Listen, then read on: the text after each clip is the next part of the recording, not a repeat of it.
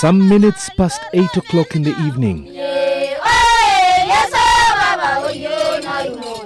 a handful of Samburu women are singing and praying out loud under the moonlight. This is Manyata Secondary, home to the Samburu and Rendile people in the county of Marsabit.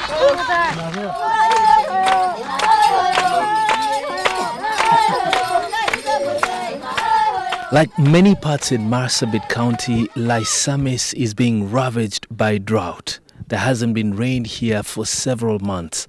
The clouds have simply disappeared from the sky. But there are several women in this village who pray night and day so that God can listen to their cries and the heavens can open up so that their barren lands can once again bear fruit for their children and pasture for their animals.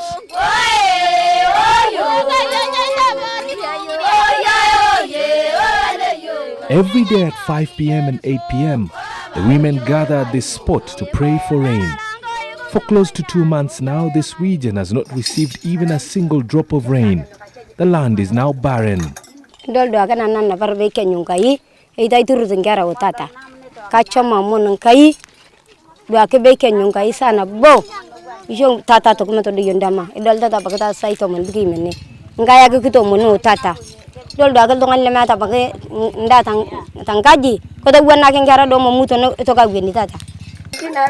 Previously, they could offer a sacrifice of milk, but the animals can no longer produce any milk.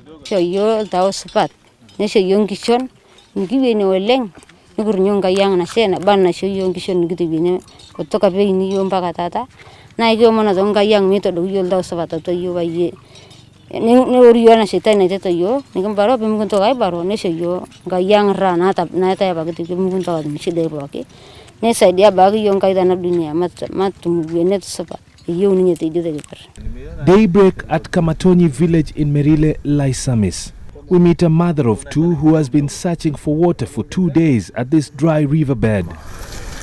For hours under the scorching sun, she dug until she found a little of the precious commodity.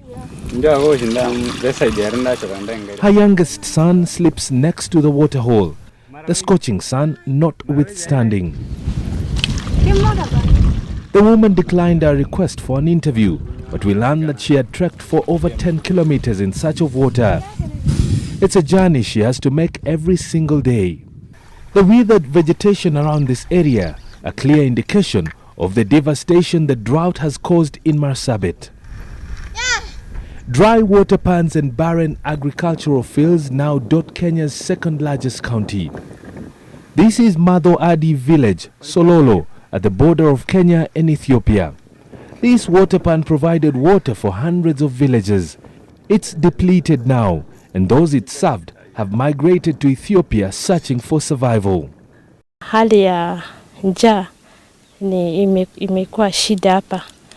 So these people, they are moving like more than 40 kilometers to the nearing border villages zenye ziko kwa Ethiopia, wanatafuta chakula huko. Like the last week tukakuja kutembelea watu, hata tujapata wanawake. Tumeambiwa wameenda as far as 40 kilometers. They are distributing relief food the other side. So wanaenda kuomba chakula huko. The rainfall was poor in December and January, compounding an already bad situation. By the look of things, after feeling these dry crusts of soil, I could tell the water dried up a week ago. Hapa watu wana struggle kupata maji. Wamama wanaenda kitu 5 kilometers from here to the nearest village ya Wayegoda, ama as far as Solo town, like 7 kilometers from here. Wamama huwa wana travel usiku, wanalala huko, wanapata maji keshoe. At least 500 households occupied this area and used water from this pan to water their little farms. Kuna some income generating activity wa wanafanya hapa nyuma. Wanapanda vegetables, wanauza, the same money, wamama ndio wanajitegemea kwa nyumba. Hata hizo projects zimekauka zote, hakuna kitu inaendelea. A few kilometers from here is Wayogodha. I encounter a community ravaged by the harsh dry weather conditions. The women have nothing to smile about. Their water pan is also dry, the land cracking up. Hii borehole tunatumia na ngombe na wanashotanga wa mama, mbuzi wanakunyanga tu. Kwa hii mwezi sasa hii mvua ilikuwa kidogo, ni muda mrefu tu sisi sasa wazee wanaitwana. Vile nyinyi naona sasa hii maudongo sasa inasoea, ile maji inakuwa kidogo, isibitie chafu pande hii, watu wanakunyasa, ngombe, mbuzi, vile hata wanashotanga wa mama. Hivi sasa vile tunatumia. The entire community is waiting for some good news from herders who went in search of water and pasture in neighboring villages many kilometers away. But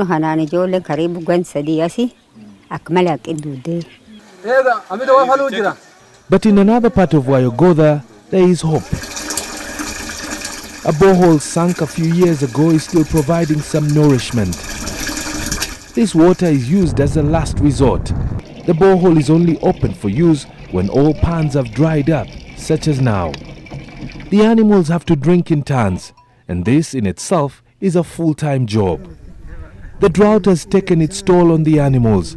The herders tell me they have been unable to find proper pasture for their livestock, even after many days of trekking.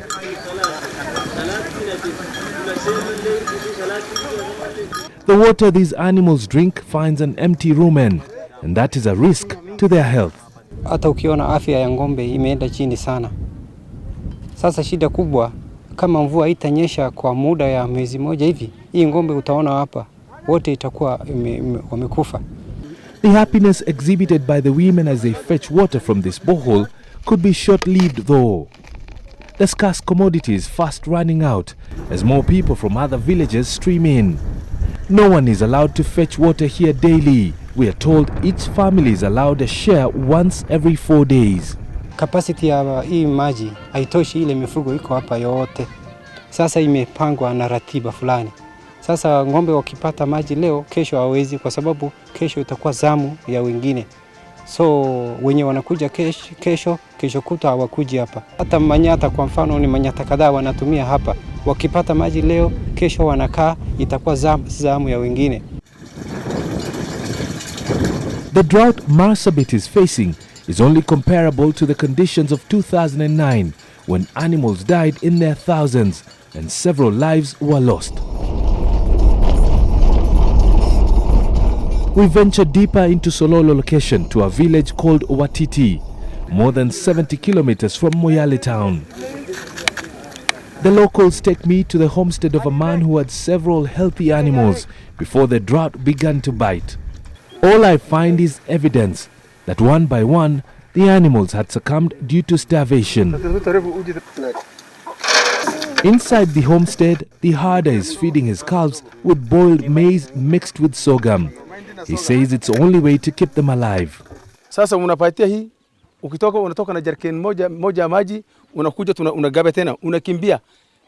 Mara no distance, mara huko na unaweza kwanza maji yameisha, sasa tunakimbilia na ndio tuko na shida ya kutosha upande yote, upande ya maji na pia malisho.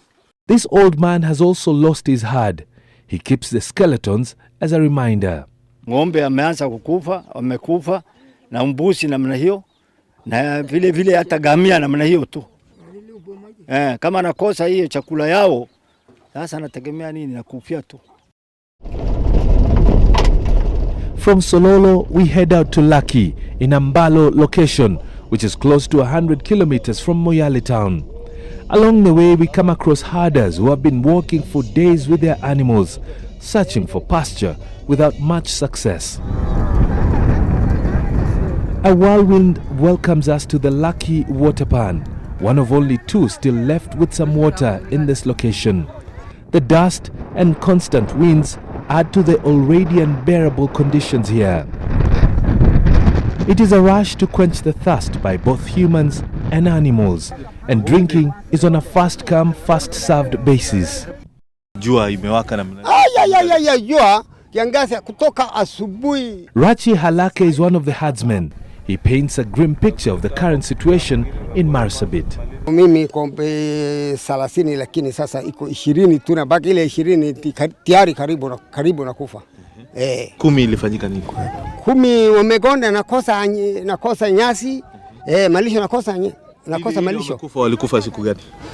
Ile hata wiki hii leo hata ng'ombe hii inakuja juzi wakati nakunya hapa na kurudi na kufa tena ngine. Ngapi? Moja 10. Kila siku moja mbili na kufa. Hii ni hatari kabisa. Hii ni hatari, lakini hapa ambalo iko bohol, hiyo bohol iko chumbi, iko maji chumbi. Kina mama kikunya na hara, hata wanawake iko na mimba na hara, usibebeka hospitali, hata watoto iko shida. Bila maji hakuna hawezi patikana. This is Lucky area in Moyale constituency in Marsabit sub-county in the larger Marsabit county. Now behind me are hundreds of animals, camels, cattle, sheep and even goat, all making a dash for the water that is available here right now. My understanding after interviewing a couple of people here is that there are people here from Somalia, Ethiopia and even other parts of northern Kenya like Mandera and Wajir, all dashing for this water here. On the left side, the water is beginning to show sign of stress because of the drought and the heat. The water is already drying up. On the right, there's still plenty of water, but it is only a matter of time. A closer look at this water pan gives a clear indication that things will soon become tough for these herders and their animals. One side of the water pan has already begun to dry up. The shallow waters have already begun to mix with the soil, making it difficult for the animals to drink. On the other end, there is a bit of a relief.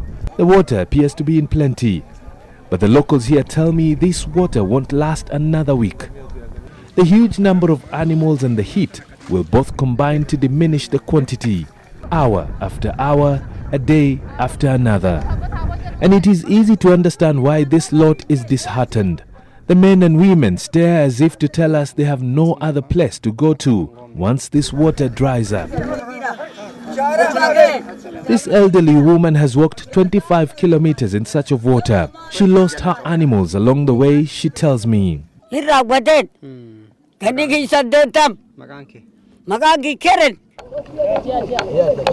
Fatuma Muhammad is pregnant, but still she has to walk to this watering point daily. Tuko na kisima mbili, lakini hata hiyo kisima yetu ako na chumvi, maji yake ni shida. Watoto wakikunya wanatapika, ndio tunahama kwa pande hii juu ya hii maji ya silanga, ndio afadhali kwa hiyo maji ya chumvi. The drought has forced children to drop out of school, and Fatuma worries about the consequences of this pan drying up. Hakuna chakula ngine, si tunategemea tu hii mfugo. Hiyo mfugo yote sasa umepata shida nini? Kama hatuna hii mfugo hakuna kitu ngine, si tunategemea. Midday and more animals arrive. While other herders show excitement, others are in mourning. This cow dropped dead meters away from the water pan. It was among a herd that had walked all the way from Wajir. The other animals that came with it are sniffing it as if to say their goodbyes before proceeding to the water pan. Ninaisha. Hata haiwezi chukua muda ya almost 4 days ama haiwezi pita 4 days. Tumemaliza silanga ngine ndio tumekujia kwa hii. Hii maji iko karibu kuisha. Hii haiwezi pita siku 4. Kusema kweli. Mifugo yani unakuta boma 215 ya ng'ombe, karibu 550 ya mbuzi, ngamia karibu 70. Kuna hata watu ya Wajia. Pande ya Wajia North, pande ya Eldas. The area assistant chief has seen it all. Hii mifugo zote zitaisha tu. Hakuna ile itafuatilia kwa maana ile the nearest water point ni kidogo na ni dam. Ile kizima tunayo ni ambalo location ina ni maji chumvi. Kama hakuna malisho ya kutosha, ng'ombe haiwezi kunywa hiyo maji. Ni kuisha tu, hii itakuisha.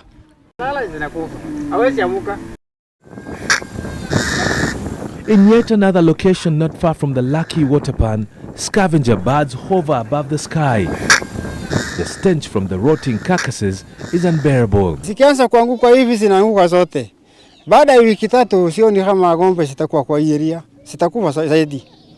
Maji kuna kidogo tunaendelea kutumia, lakini shida ni nyasi. Nyasi zimeisha kiasi, haiwezi patikana mara nyingine, labda mpaka mvua ikuje.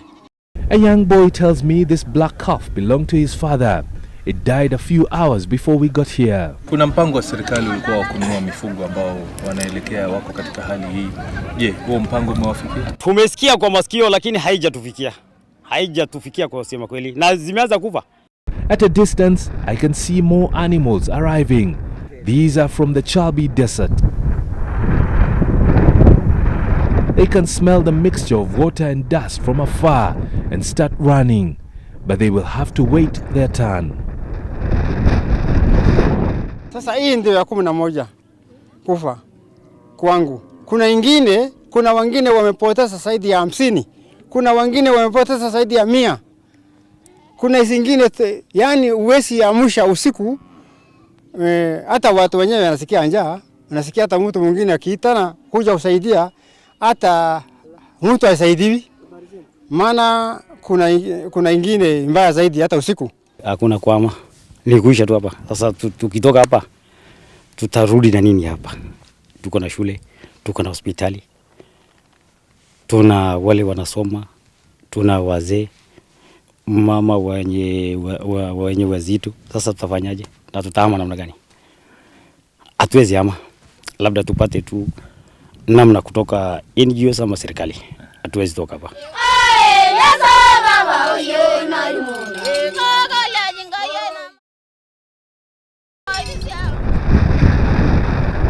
2 kilometers away from Laki is Bandarero village, and once again another water pan has dried up, forcing herders to move to Laki in search of water.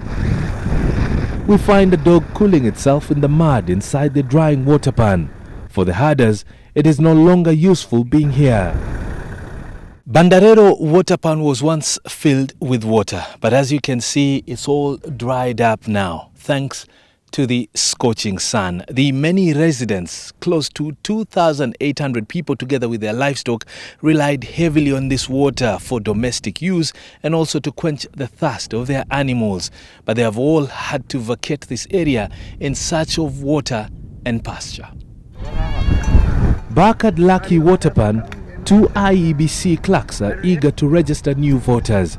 They make little success, having traveled over 100 kilometers. The problem that we are facing, we are from Sololo to register people to this mobiling station by the name Bandarero. So most of them, they were pastoralists. We have not get them since we came. The reason being, most of them, they are moving with their cattle from one point to another.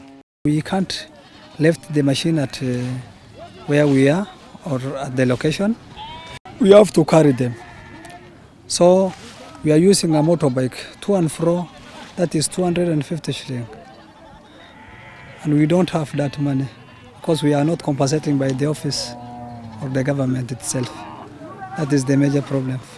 Secondly, if the machine get crashed or to get some difficulties, we have to report to the office.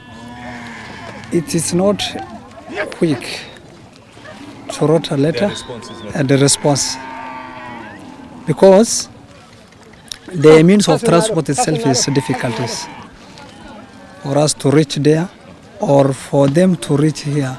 Registering as a voter is list of the people's concerns here, with only 16 getting listed out of a possible 2,000. We have registered 16 since we came. The problem, some of them, they were left their identity card to their home, where they came from. For example, someone came from Sololo, wengine from Torbi, others from Moyale. They don't have the identity card in their hand.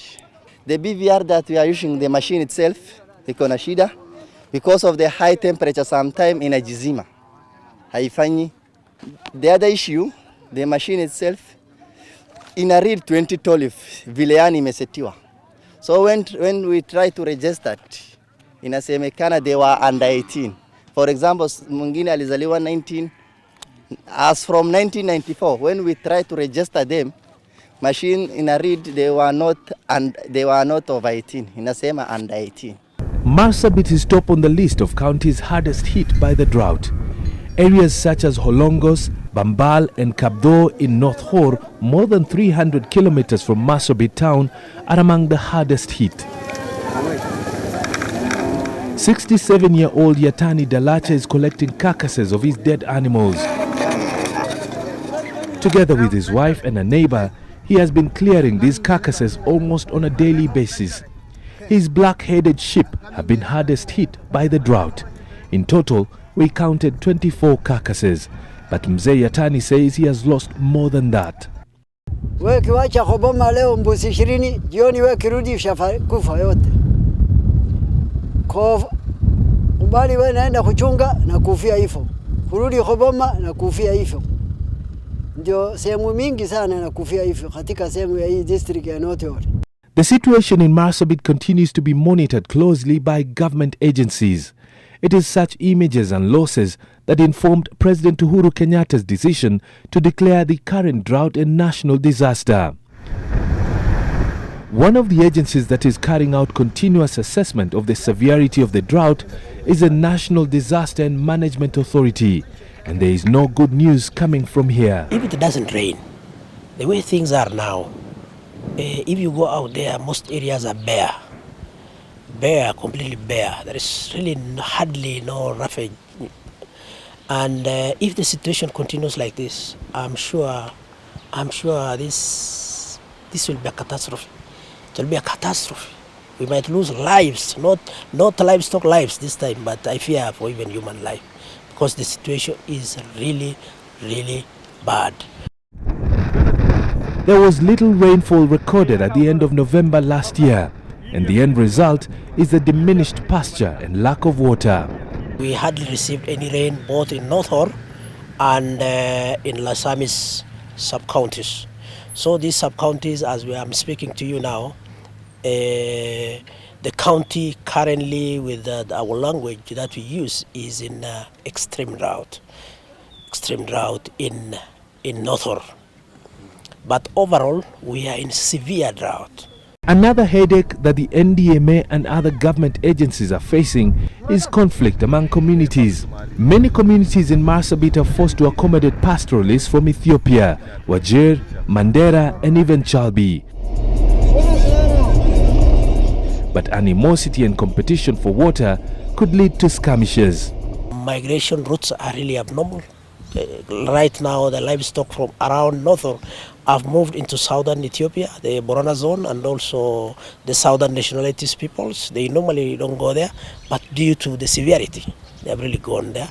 We have livestock concentration around Basir, Laki, around Moyale.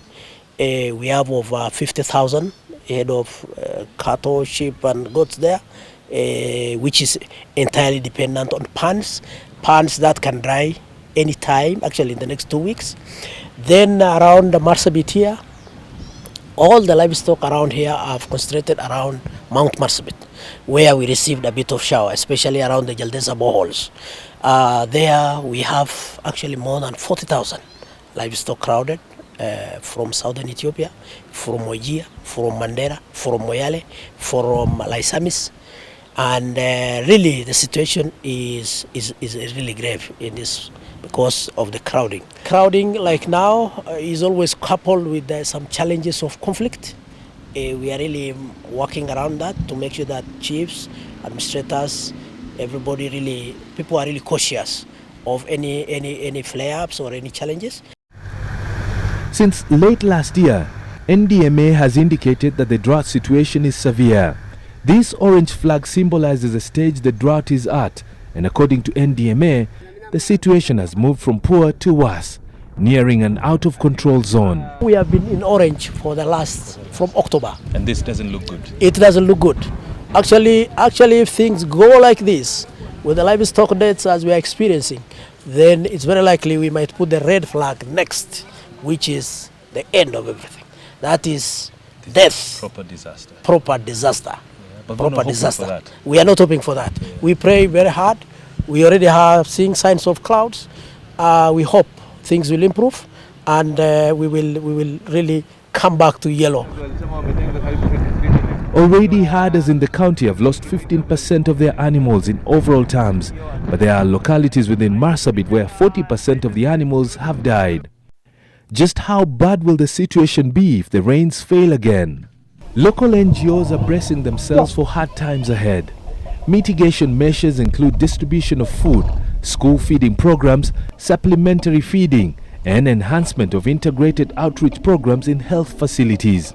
We will be able to really do what we can, and we will raise our voice to get support wherever we need. This month, as we are speaking 2 days ago, we have actually started payment of close to 23 million shillings to 800 households all over the county, so that at least they can get a little bit of this fund and buy food, and also support their families if there is need for medical purposes or treatment for the livestock. Water tracking is becoming a challenge. The government has directed its efforts at sinking more boreholes, but many that have been dug are dry or have very little water, which mostly is salty. The issue of establishing boreholes, however it is good, at times it has also its own shortcomings, because we have seen cases whereby some places are surveyed, and from the survey it seems there is water, but once the drilling work is done, you realize that there is no water. And many boreholes even that have been dug, some after a certain period of time got dry. After spending 3 days in Marsabit, we start our journey back, but not before making a stopover in the outskirts of Moyale town at a location called Dambala Fachana. A handful of youth are busy fetching water for their animals.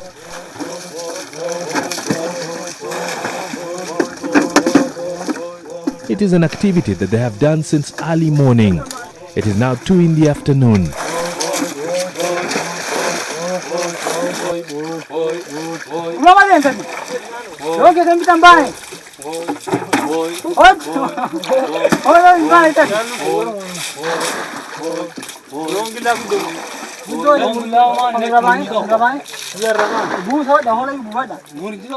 This water pan was dug by a Chinese company that constructed the Moyale-Merile road.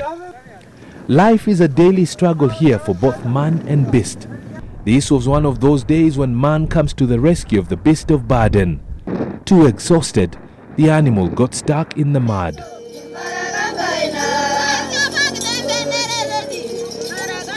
Daybreak in Lysamis, Manyata Secondary, and the women we left praying for rain are still at it. Their number has increased. Herders from the Rendile community drive their animals past the women. They have been trekking for days, looking and searching for the same commodity that these women are praying for. The women are keeping their hope alive. Nimrod Taabu, NTV, in the county of Marsabit.